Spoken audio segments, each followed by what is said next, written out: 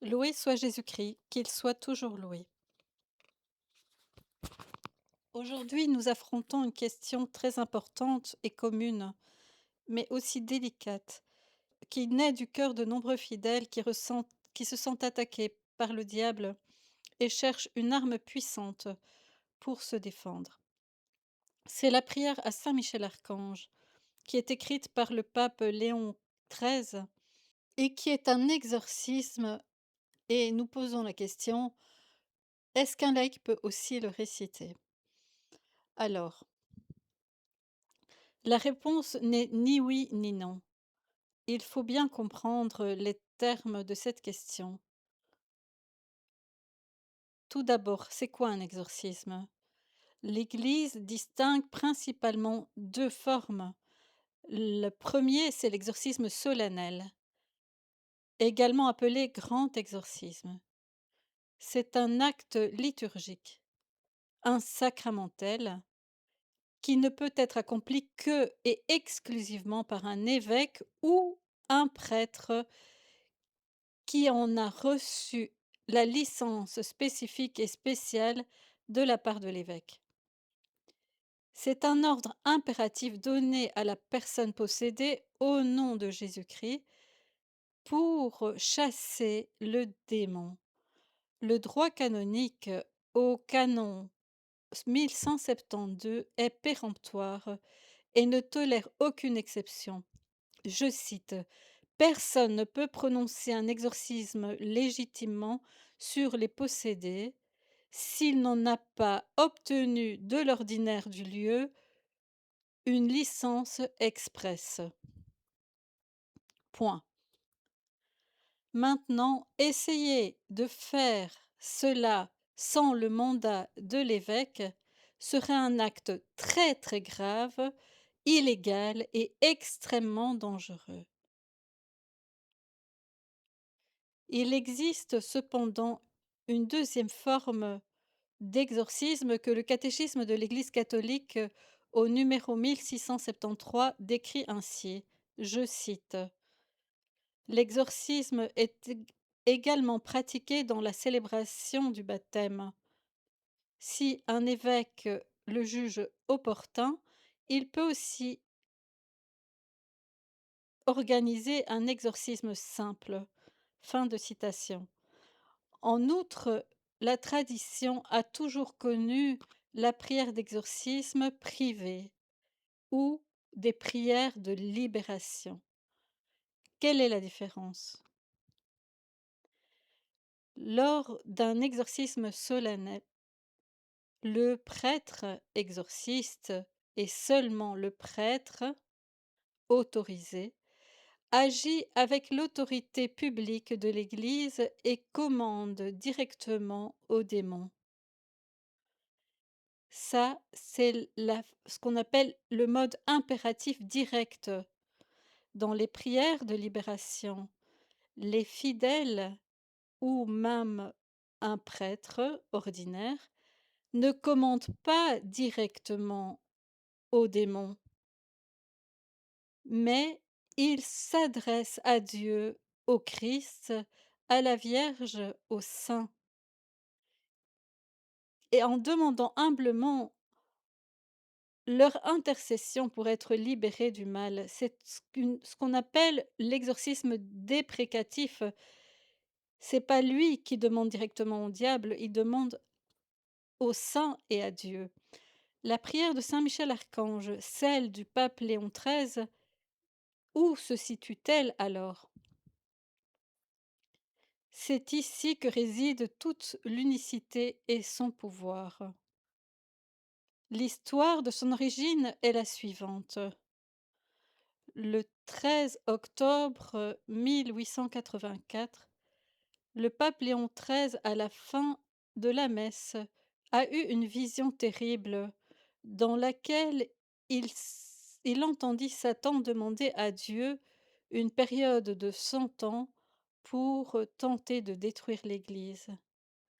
Choqué, à peine qu'il eut cette vision terminée, le pape se retira et composa cette prière sur le champ.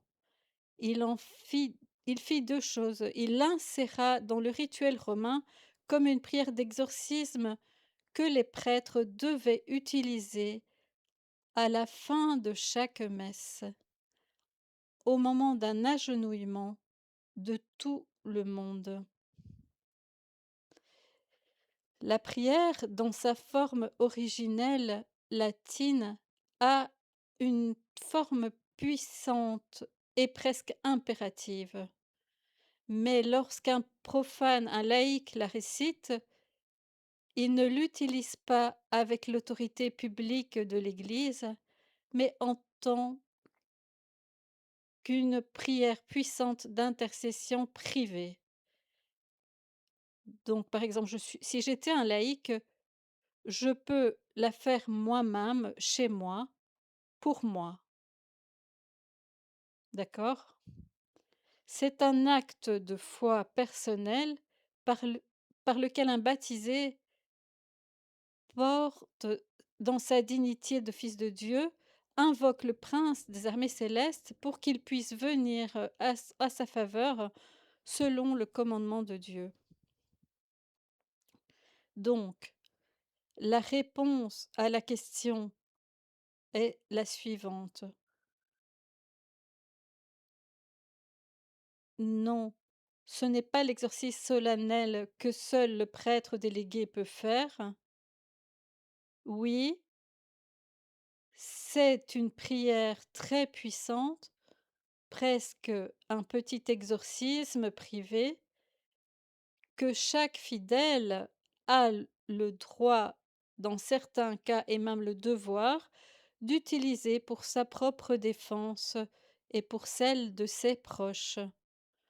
Vous voyez pourquoi j'ai dit que c'était une réponse un peu délicate. La chose la plus importante, c'est que celle que le fidèle fait, il n'a jamais pensé ou rêvé de le faire sur quelqu'un d'autre.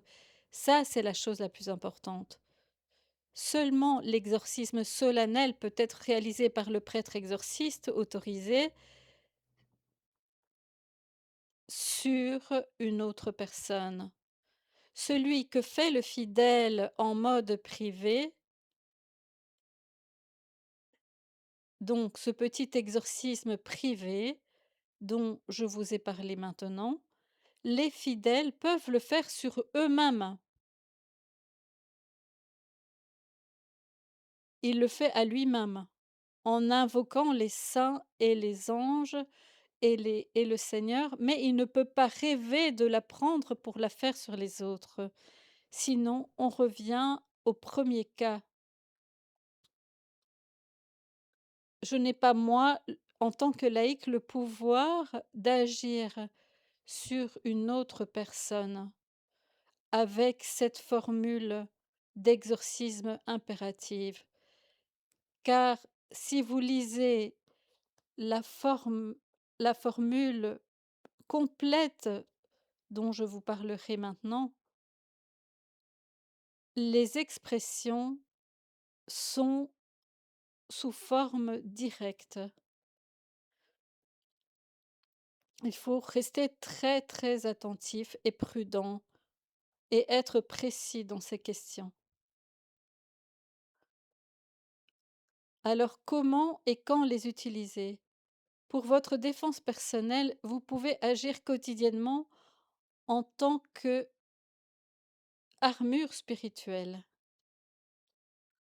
C'est la prière par excellence à utiliser lorsque vous vous sentez attaqué, opprimé par des pensées négatives, des tentations violentes issues d'un sentiment de découragement, de peur ou de dépression, qui, pour nous, pourrait-on dire, n'a pas une cause naturelle. Et dans ce cas-là, ce n'est pas une superstition, c'est appeler le prince de la milice céleste sur le champ de la bataille. Vous pouvez aussi l'utiliser pour la protection de la famille et de votre maison. Les parents ont l'autorité spirituelle très puissante sur leurs enfants. Donc, un père et une mère peuvent et doivent réciter cette prière chaque jour pour protéger leur famille. Vous pouvez réciter ensemble le soir, par exemple, après le chapelet. Nous pouvons aussi la prier, l'offrir pour les autres, l'offrir pour le curé, pour l'Église, pour la nation, pour une personne qui est en grave difficulté spirituelle. Nous faisons la prière dans notre intimité, tout seul, pas en touchant ni en parlant à d'autres, et encore moins en imposant les mains. Ça, c'est une autre pratique qui est un abus. Un laïc ne peut pas imposer les mains. Souvenons-nous de cela très bien. C'est un geste seulement sacerdotal que seulement un prêtre peut faire. En général, l'imposition des mains pour demander à Dieu de guérir les malades ou bénir une personne, seul peut le faire un prêtre. Seul le prêtre a les mains consacrées et seul lui peut imposer les mains sur quelqu'un.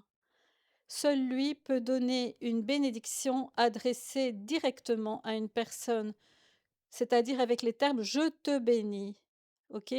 Cette expression «Je te bénis au nom du Père», seulement le prêtre peut la faire. Un laïc ne peut pas la faire. Est-ce que c'est clair? Le laïc peut dire: «Par l'intercession de la bienheureuse Vierge Marie, que le Seigneur nous bénisse, Dieu Tout-Puissant, au nom du Père et du Fils et du Saint-Esprit». Il peut invoquer à travers l'intercession des saints, de la Vierge, la bénédiction sur nous tous, sur lui-même, sur tout le monde. Mais la bénédiction directe ne peut être faite que par un prêtre, tout comme l'imposition des mains sur un malade ou sur une autre personne qui la demande, seulement le prêtre peut la faire. Aucun charismatique, aucun laïc, aucun qui n'a pas reçu l'ordination presbytérale. Est-ce que c'est clair? Ne laissez personne vous toucher la tête par quiconque autre qu'un prêtre. Alors, quelle version utiliser?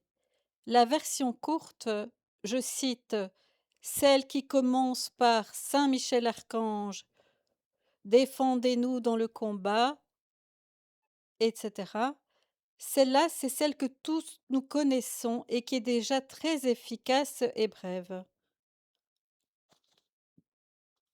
Saint Michel Archange, défendez-nous dans la tentation, défendez-nous dans le combat contre la malice et les embûches du démon. Alors, les personnes qui veulent entrer dans un combat plus sérieux peuvent utiliser la version originale plus complète, celle qui commence par «Très glorieux prince des milices célestes» et c'est très long comme prière. Cette version possède une profondeur théologique et une force d'intercession encore plus forte. On peut la réciter, je répète, mais d'une certaine manière privée et non sur les autres. Et quand l'expression dans la prière dit «je vous ordonne», cette expression impérative, alors là, vous devez une variante et vous mettez et vous insérez, par exemple, par l'intercession de la Vierge Marie, par son ordre, je vous commande. Est-ce que c'est clair?